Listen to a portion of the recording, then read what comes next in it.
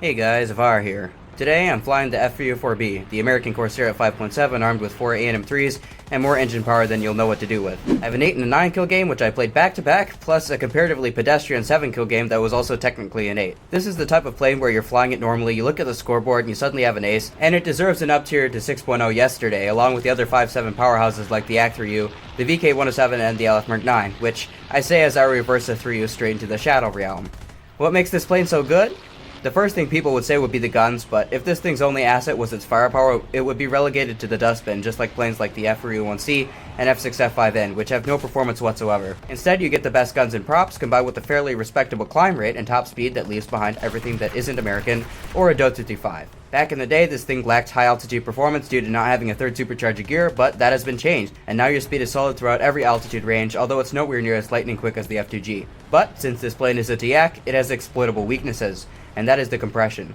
In the same change as the buffed high altitude performance, this plane got a big hit to its elevator at high speeds, and now it bricks up badly. This also means it takes forever to turn around for head-ons, as you will see in a moment. But that's enough about the plane, let's dive straight into the action. And when I said straight into the action, I meant straight in. I'm going to be taking a head-on with this FW-190 in a moment. So, I've gone straight in because I see that the enemy team has gone very low. I counted most of them on the deck, so I decided to push, and I will be going after this 190 since the enemy team, they haven't really climbed. A lot of them are chasing useless targets right now, or they went low to the deck, so I'm free to go after this 190. So we both turn around after the head-on. He started turning later than me, and just notice how large the turning circle is up at these high speeds. Now, I was drifting to the right because I was in my turn, so I had to aim extra to his left, and I blew him out of the sky with the excellent A&M3s. This plane, with 984 rounds for the 20mm cannons, is quite excellent. Now, I do use manual engine controls. I'm afraid that I don't have the particularly optimal settings for you right now, but I do happen to use maximum radiators, and then the supercharger gear switch, you'll nearly always be in gear 2, at least above about 750 feet of altitude above sea level, and then once you get into gear 2, that lasts all the way up to 16,000 feet, in which you switch into gear 3. It's a little bit annoying. I tend to forget it sometimes, but it works for me, and it helps stave off the overheat, which is going to be pretty bad if you're just going with automatic engine controls. So, I went head on with the 0, we both dodged, and now the Yak 3 will help out. He will bait the 0 in front of me, and I simply take out the A6 and 5. And the fact that the A6 and 5 can face the F4U-4B, especially since at certain altitudes this plane has better power to weight than the A6 and 5, and when you compare it to certain versions, the worst version of the A6 and 5 as well as the A6 and 6, this actually just has better power to weight at all altitudes while having less drag and just having better guns and overall being a better plane. So, fantastic balancing, Gaijin. All it takes is just people not turning with the 0 in order to not die to the 0, but that's a little bit much to expect. So, I go towards the furball. When I'm playing the F4U-4B, I always go to where the kills are. Sometimes I just disregard people that are at higher altitudes, unless I'm thinking that, okay, this is a good player, okay, he's going to come take me out if I don't deal with him. But when I'm facing regular random players, I just go to where the kills are, try to stack as many as possible in as short amount of time as possible. And I said during the introduction that you just kind of play this play normally, and you look up and you eventually find yourself with 5, 6, maybe 7 kills. That's really just how it is, if you're able to hit your shots. So I'm coming in on this FW-190D. Now the 4B is simply a better 190D in every way except for the compression, the high-speed compression. He does pull a little bit harder than me at high speed, but it doesn't matter. I caught him off guard, he didn't have the situation awareness, and he gets shot, he gets set on fire, and he gets eaten for breakfast. So now, I decide, okay, I'm going to ignore that 0, because I'm going to where the kills are right now, and I'm just going to go after the save 7M. So he tries to turn underneath me, it's a predictable dodge, I'm not sure that he even saw me coming, and I'm able to just hit him.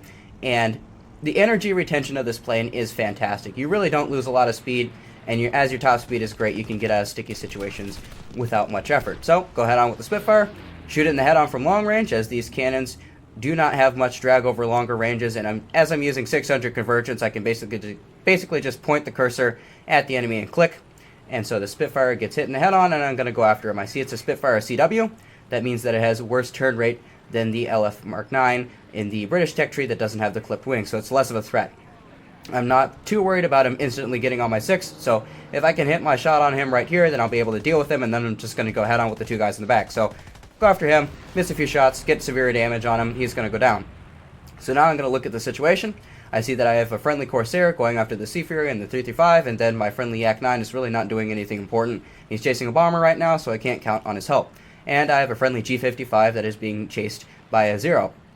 So even though I'm at lower altitude, I'm just going to push in because I know that this Corsair is going to help push down these two enemies. He's going to occupy their attention, and if he's occupying their attention, then maybe I can get some free shots. Whereas if they pay attention to me, then I can dodge them, and then I can bait shots for him. So it's a win-win situation.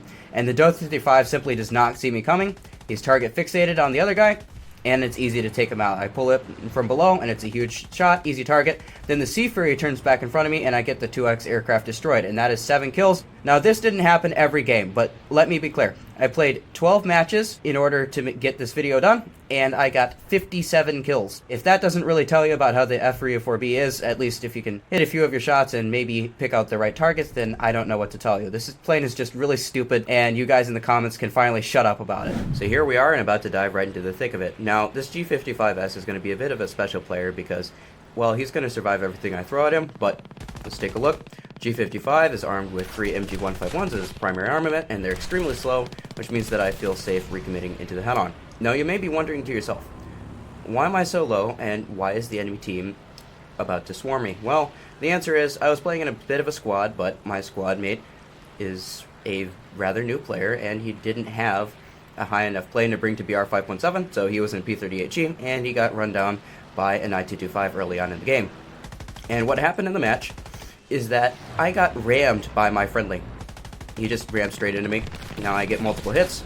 Now thankfully the Zero gets set on fire, and I believe he is going to die to that, which is a blessing since Zeros are extremely annoying to deal with. And now I have the Yak-3 and the 335 on my 6.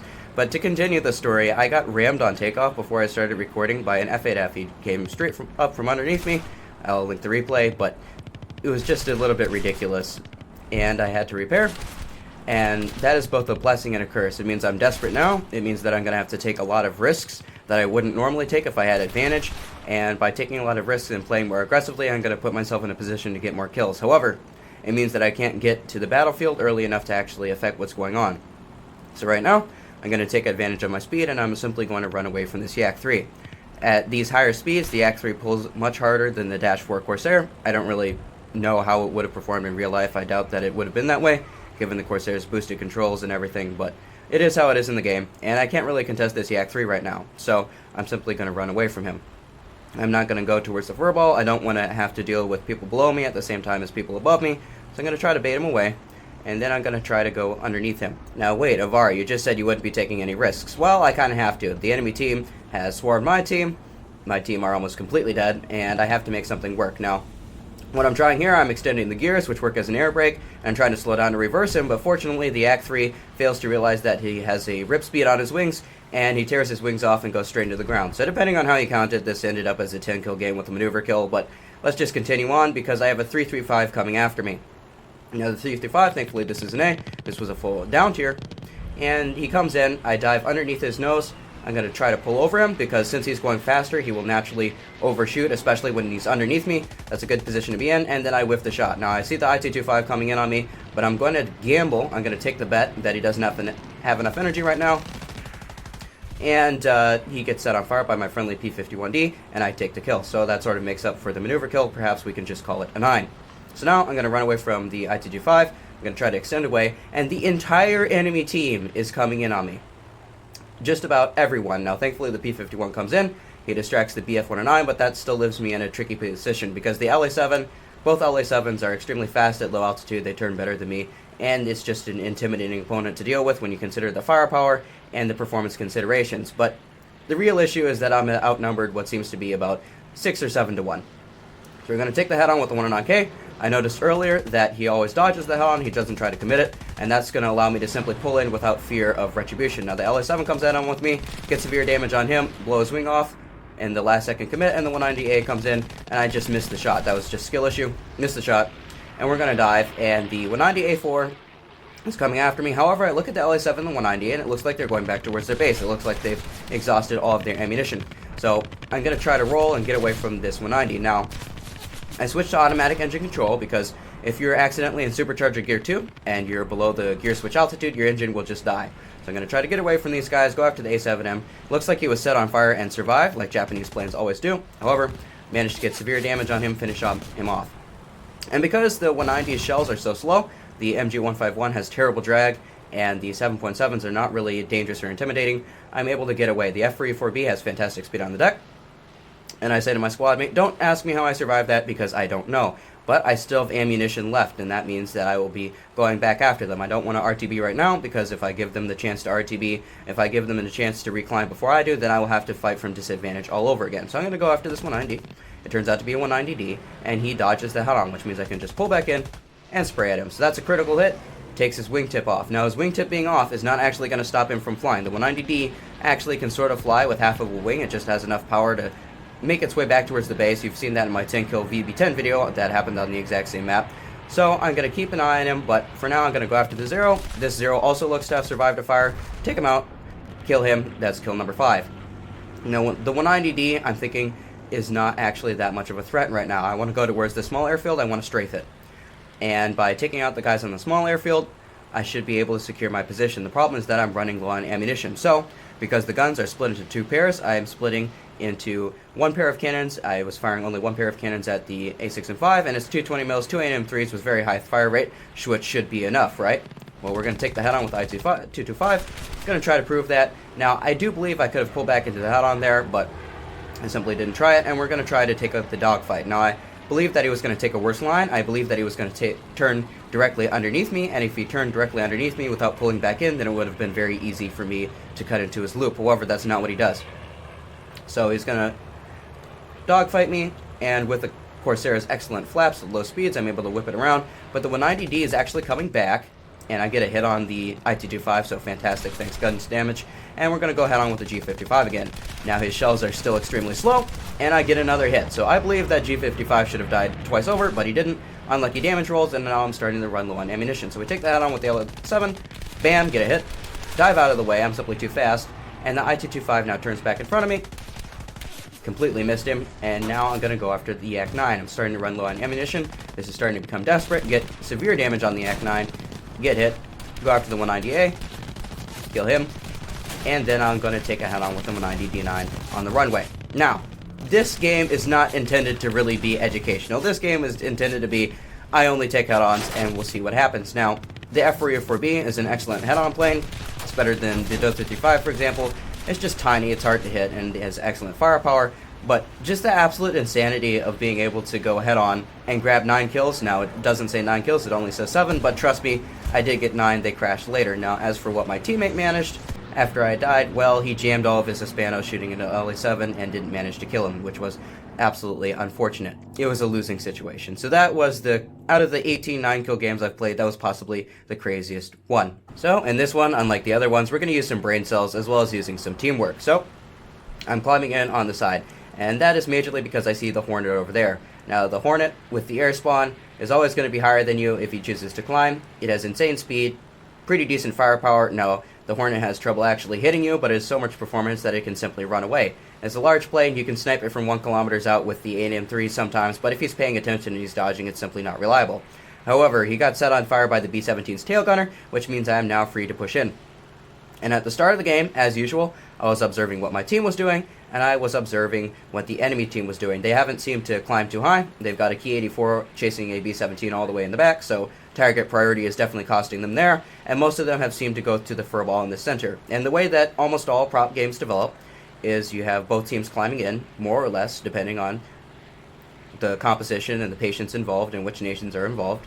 And a few guys come high and stay up there, and then most of the enemies will generally go straight to the deck as soon as enemies are spotted. So the concentration of enemies just moves straight down. And what this means is that you can side climb, and even if you're playing something like a P-47, you don't have to side climb all the way up to 6,000 meters or whatever, because usually the enemies will just dive off before anything happens.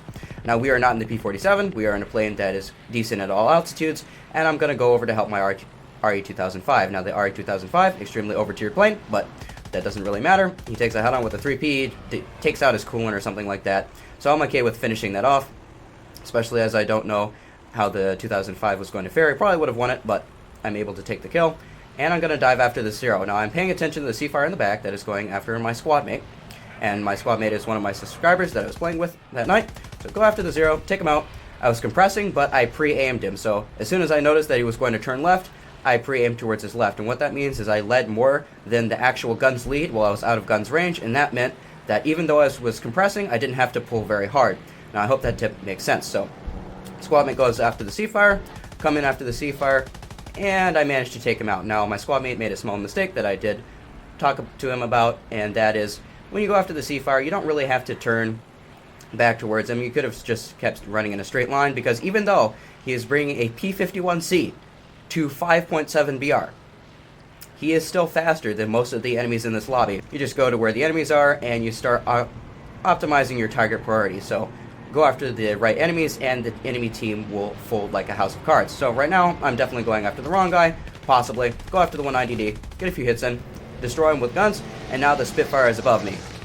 So in hindsight, I should have paid more attention to that Spitfire, especially for reasons that will become very clear in about a minute here, but went after the 190D, which was an okay choice since he was the guy in the back, but I should have been paying a little bit more attention to the Spitfire in case he pulled me and hit me with a random clip shot. And so now I'm going to go after the TU2S. Why am I going after the TU2S? It's because he's the easiest frag. I want to increase my frags. I know the Spitfire isn't going to do anything from this position, and I know this because it's a Spitfire Mark 5C. Now, he simply crashed himself, which is okay, fine. That could have been a 9 or 10 kill game if he didn't do that, but the Spitfire Mark 5C has extremely uncompetitive performance for a 5.0.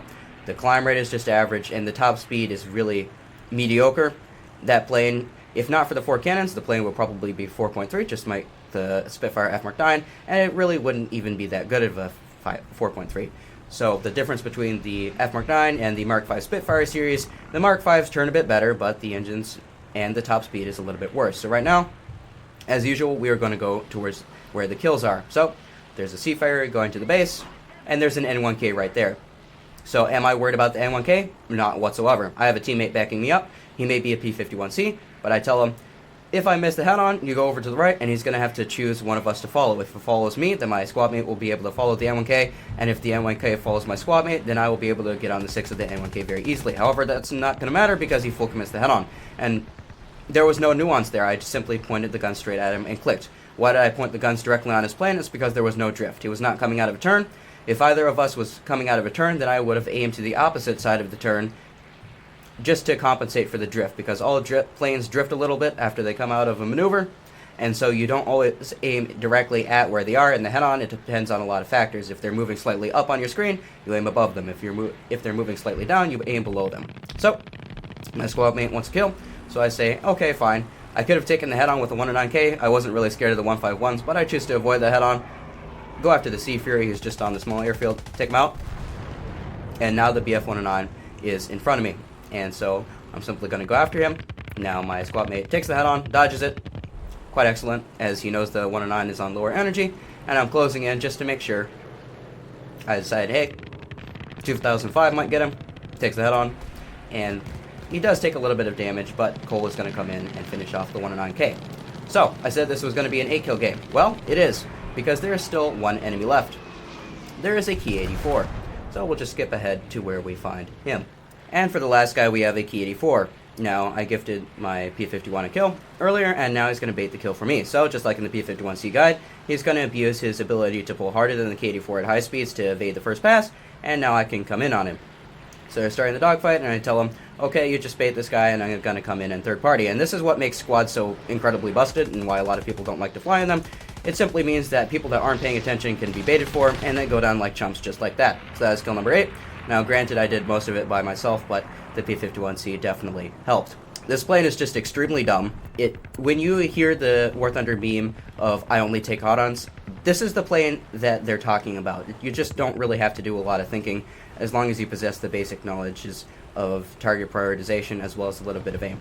So that is the F4U-4B for you. You guys can finally stop requesting it, and I hope you guys all have a nice day. As usual, I've linked my Discord in the description if you want to join my small community.